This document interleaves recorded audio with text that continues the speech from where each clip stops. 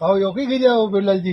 कही हो अरे यू ढूंगा का पड़ी रहा कूड़ा पे हवे करी ए हेरी मारा ढूंगा थोड़ी पड़ रहा गई। जी ये तो योग में बहुत बढ़िया आसन है, मंडूक आसन केवे इन्हें।